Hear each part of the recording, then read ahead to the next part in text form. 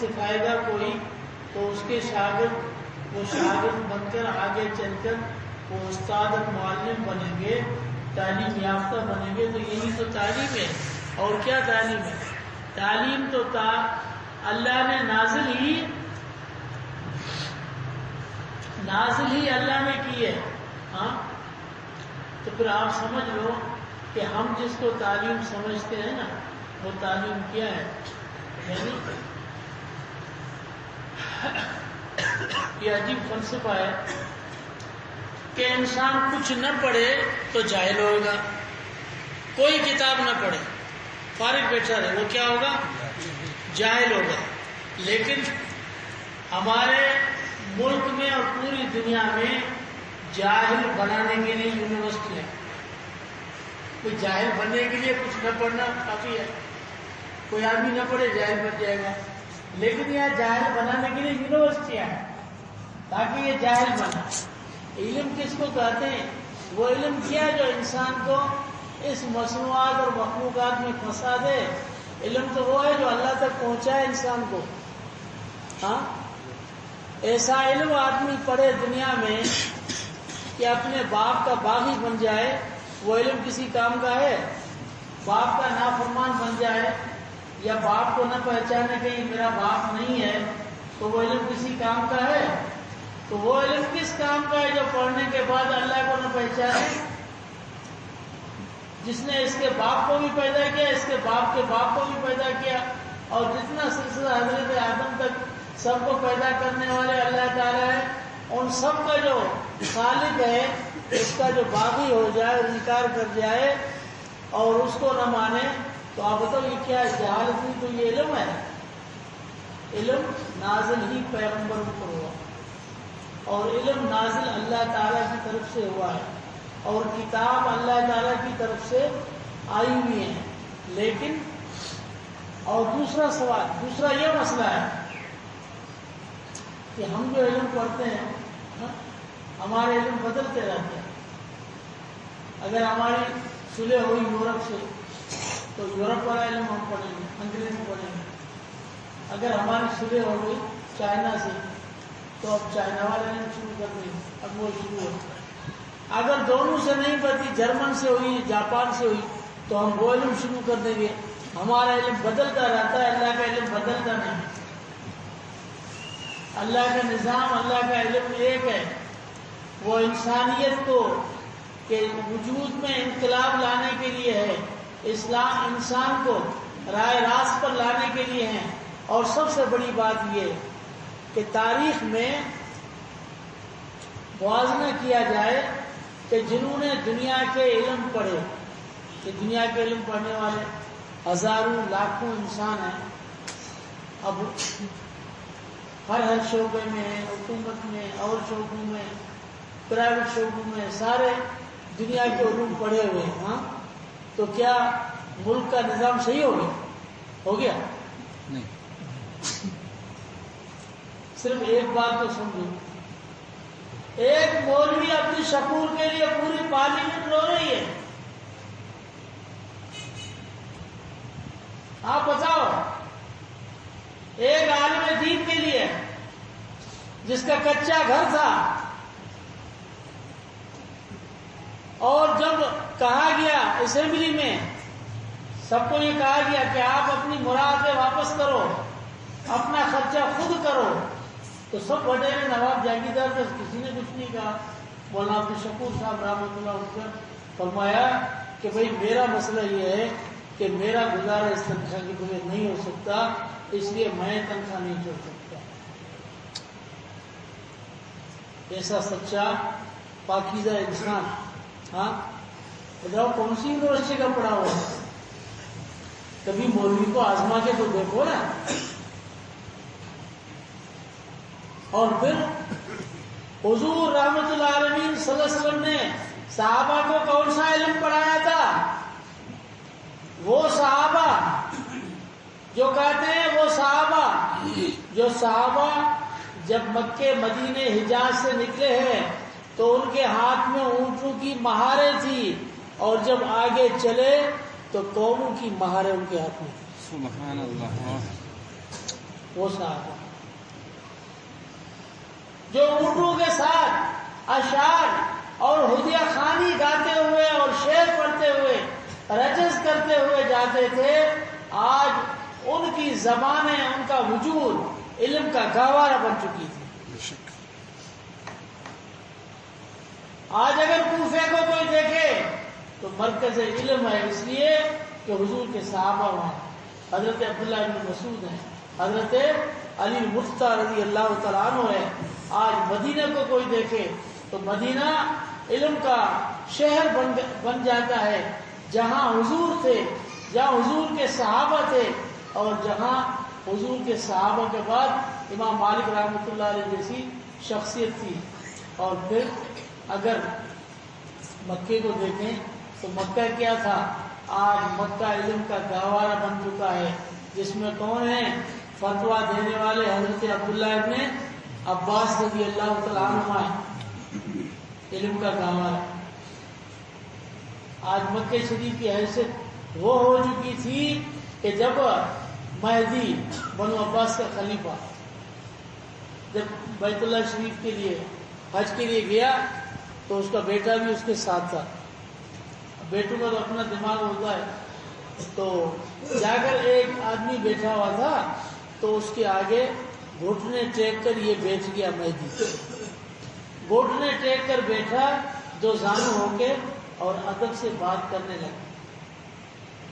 تو بیٹے نے کہا کہ ابو آپ بادشاہ ہیں اور اس پورے مکے کے بھی حکمران آپ ہیں، مدینے کے بھی آپ ہیں، بلکہ بنو عباس کی حکومت تو سب سے زیادہ آخر میں جو پھیلی ہوئی حکومت تھی وہ تو بنو عباس کی تھی۔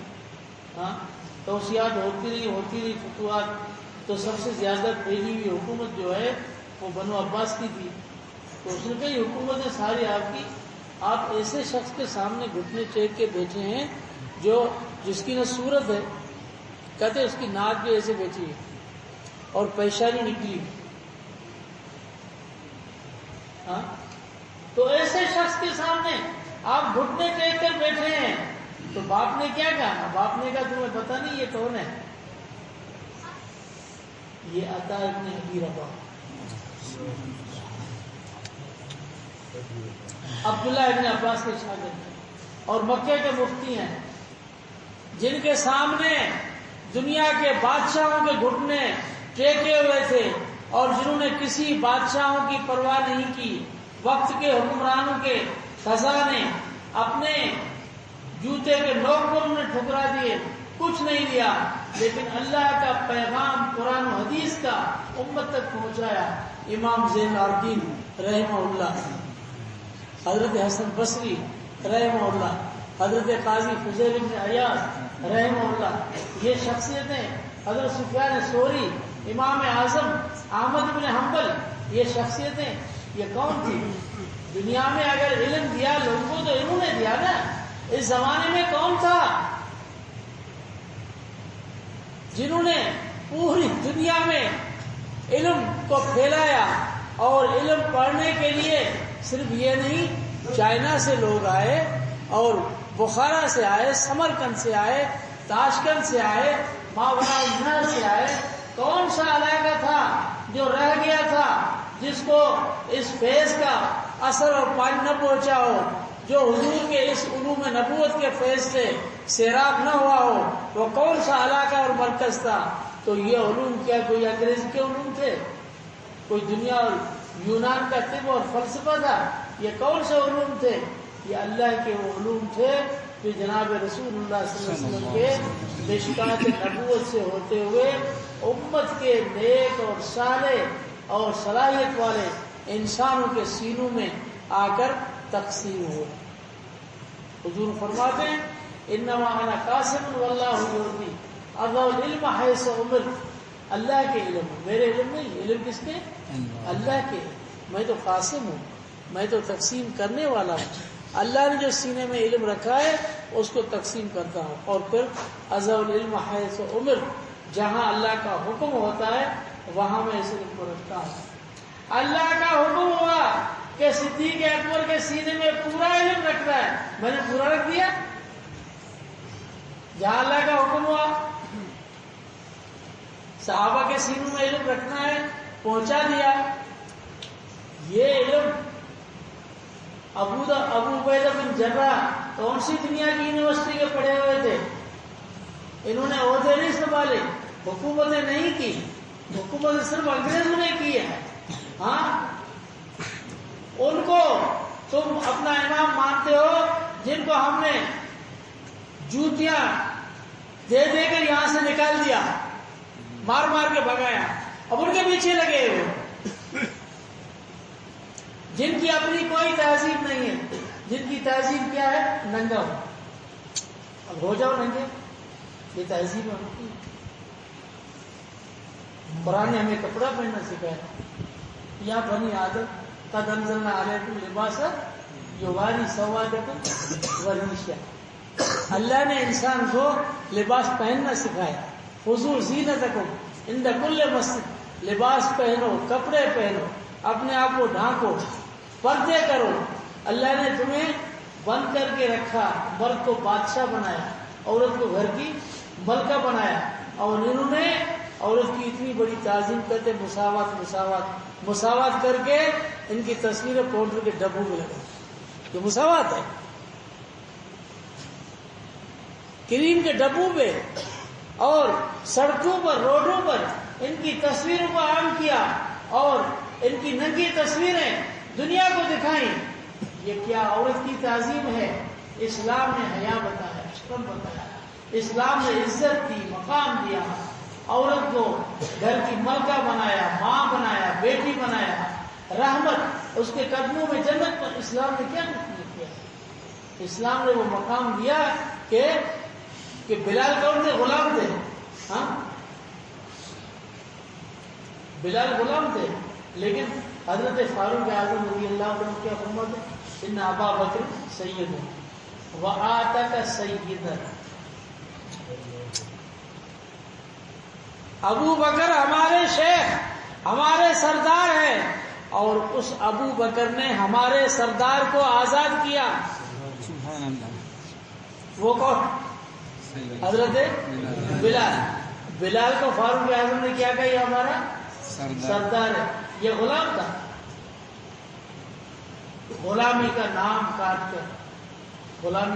کاٹ کر پوری انسانیت کو غلام کی زنجیر میں جکڑنے والا قرآن سے ہٹ کر یہ یہود و نصارہ کا نظام ہے، سامراجی نظام اور یہ سرمایہ دار نظام، جنہوں نے غلامی کے نام دیے بغیر پورے انسان کو فرعونیت کی طرح انسانیت کو غلامی کی زنجیروں میں جکڑا اور تباہ کر دیا. سارے اس کے محکوم ہیں، سارے اس کے مقروض ہیں، سارے اس کے معتاد ہیں، کوئی اس سے ہٹ نہیں سکتا. یہ غلامی نہیں ہے. لیکن اس غلامی کو غلامی سمجھتے ہو جس کو حضرت بلال رضی اللہ تعالیٰ عنہ کے الفاظ کو علامہ اقبال نے اس لفظ میں ادا کیا. ہاں، چمک اٹھا ستارہ تیرے مقدر کا، حبش سے تجھ کو حجاز میں لایا، اسی سے ہوئی تیرے میکدے کی آبادی، تیرے غلامی کے صدقے ہزار آزاد. یہ تمہاری ہزار آزادیاں اس محمد کے غلاموں کے صدقے چلی جائیں، کوئی حیثیت نہیں رکھتی. ہاں، حضرت زید بن حارث رضی اللہ تعالیٰ عنہ ان کے رشتہ دار ان کے لیے لینے کے لیے آئے ہیں، کہتے ہیں تمہیں غلامی پسند ہے، ہمارے ساتھ چلو. تو نے کیا کہا؟ مجھے محمد رسول اللہ کی غلامی پسند ہے، میں آپ کے ساتھ نہیں چل سکتا. غلامی تو یہ جبری غلامی نہیں تھی، یہ اختیاری تھی. لیکن غلامی کا نام کاٹ کر انہوں نے جن کو غلام بنایا، پوری دنیا اور انسانیت کو ظلم کی چکی میں پیسا. اس کا نام غلامی نہیں ہے، اس کا نام کیا ہے؟ انسانی مساوات اور انسان کا سر اونچا کرنا اور انسان کو عزت دینا. یہ انسان کو عزت دیتے ہیں. اللہ تعالیٰ اس انسان کو سمجھتے یہ مسلمان پتہ نہیں کہاں جا رہا ہے، کہ اپنی تہذیب اور اپنی تاریخ کو چھوڑ کر اور کس طرف جا رہا ہے. آپ کو پتہ نہیں ہے کہ یہ یہود جو آج اس مسلمانوں کی بے بسی کے عالم میں جو بیت المقدس پر چڑھائی کر رہے ہیں، ہم نے قرآن کو چھوڑا ہے نا، اس لیے یہ ہمارے ساتھ یہ حالت ہے، بے بسی کی حالت ہے۔ یہودیوں کو بیت المقدس سے کیا واسطہ؟ یہودیوں کو جناب رسول اللہ صلی اللہ علیہ وسلم کے زمانے کے بعد جب سے اسلام میں بیت المقدس فتح ہوا ہے، اسرائیل بننے سے پہلے ایک دن بھی بیت المقدس 1300 سال میں یہودیوں کے پاس نہیں رہا۔ تھوڑی مدت عیسائی کے پاس رہا ہے اور زیادہ مسلمانوں کے پاس رہا۔ تو ان کا کیا بیت المقدس میں؟ آپ تاریخ پڑھو، یہودی تو وہ تھے جو بیت المقدس میں اندر غلاظت کر جاتے تھے، تاریخ کو لکھا۔ اور ان کی کیا حیثیت جو اپنے آپ کو آج کہتے ہیں تہذیب والے ہم ہیں، ہاں یہ بڑے تہذیب والے ہیں۔ آپ کو کہتے ہیں یہ تہذیب والے، یہ عیسائی بڑے تہذیب والے ہیں، جن کے تم جو ہے نا وہ پتروڑے کوٹ پہن کر چلتے ہو اور اس میں فخر محسوس کرتے ہو۔ یہ وہ تھے جب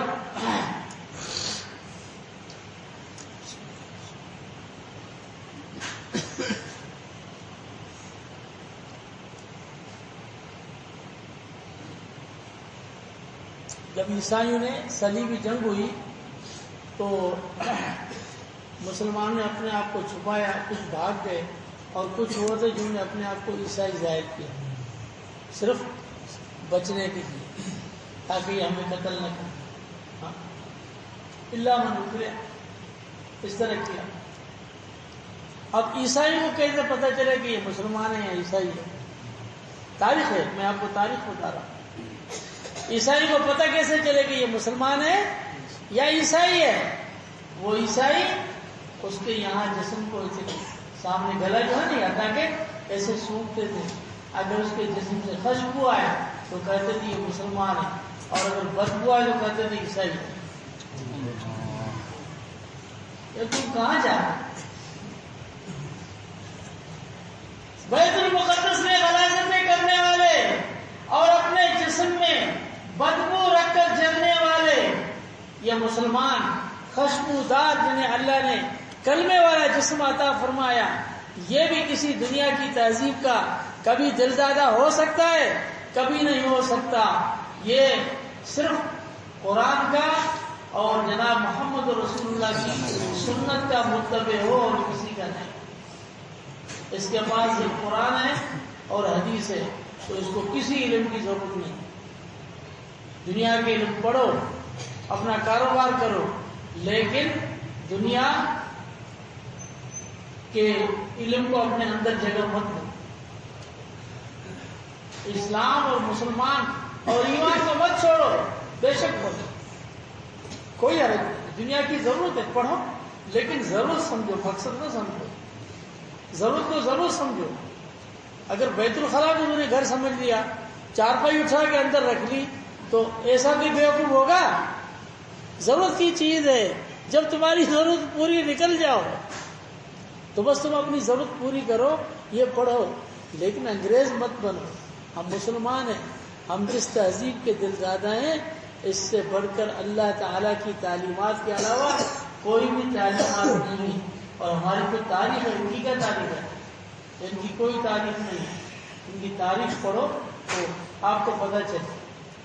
جب جنگیں ہوتی تھی تو ان کے مورخ خود لکھتے تھے، کیا لکھتے تھے؟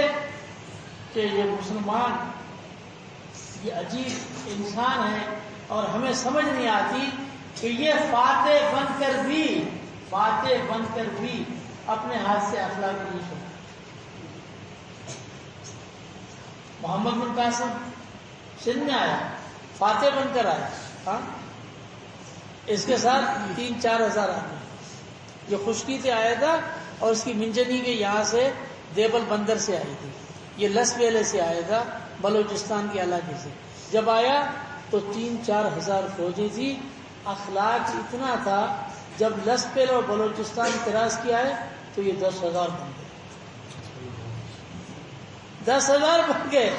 جب دیوبند فتح کیا ہے وہاں سے منجنی کو فتح کر کے، اور وہ لوگ ہندو تھے، ان کا جب جھنڈا گرایا تو وہ سارے مسلمان ہو گئے۔ جھنڈا گرایا تو وہ ان نے قلعہ حوالے کر دیا اور پھر انہوں نے کہا کہ مندر مت کرو، لیکن مندر کے ساتھ مسجد بنا دو، گراؤ۔ انہوں نے جب دیکھا کہ ہمارا مندر نہیں گرا رہا تو وہ سارے مسلمان،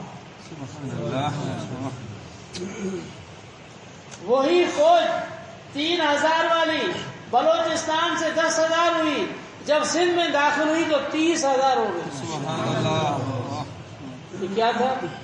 یہ اخلاق تھا، یہ قرآن کے اخلاق تھے، یہ سنت کے علوم تھے، یہ ان سے آراستہ پیراستہ لوگ تھے جو لوگوں کو وہ تہذیب سمجھانے کے لیے اور دکھلانے کے لیے آئے تھے۔ جہاں جہاں صحابہ ہیں وہاں آپ دیکھو آج اس کے نشانات سے کیا کیا اثرات ہیں۔ ہاں؟ تو ان کے پاس علوم نہیں تھے، علوم ان کے پاس ہے جو آج پڑھ رہے ہیں۔ ہاں؟ جب تمہارا کوئی رشتہ دار فوت ہو جاتا ہے تو پھر تم یہ علوم پڑھ کر ان کو ایثار ثواب کرو گے، کس سے ایثار ثواب کرو گے؟ قرآن۔ ہاں؟ کوئی بھی ہو، کوٹ والا ہو، پترون والا ہو، لیکن ہاتھ میں قرآن کا پارہ لے کر پڑھ رہا ہوگا کہ اپنے میت کو ثواب پہنچانا ہے قرآن سے۔ تو دوسری بات سمجھ لو، یہ قرآن جو تمہارے میت کو، جس میں جان نہیں ہے، جس کو میت کو جنت پہنچا سکتا ہے، وہ زندہ عمل کرے اس کو کہاں پہنچائے گا؟ سمجھنے کی بات ہے۔ تمہارے علم میں تو کوئی جان نہیں ہے، نہ میتوں کے لیے نہ زندوں کے لیے۔ تو بھئی یہی علوم ہے، اور یہ جو قرآن پڑھ رہے ہیں یہ بچے، ان کو معمولی مت سمجھو، یہ پتہ چلے گا آخرت میں۔ ہاں، جب ہم ان کی منتیں کر رہے ہوں کہ سفارش کرو اور ہمیں اللہ تعالیٰ سے جنت دلوا، یہ آخرت کے افسر ہے۔ ہاں، وہاں پتہ چلے گا، جب آنکھ کھلے گی تو پتہ چلے گا ان کی قیمت، ان کی حیثیت کی۔ اللہ تعالیٰ ہمیں اس کی قیمت سمجھنے، قرآن کریم کی عظمت اور صحابہ کی عظمت اور دین کی عظمت اور احادیث نبی اور علوم کی عظمت سمجھنے کی اللہ ہمیں توفیق دے۔ آخر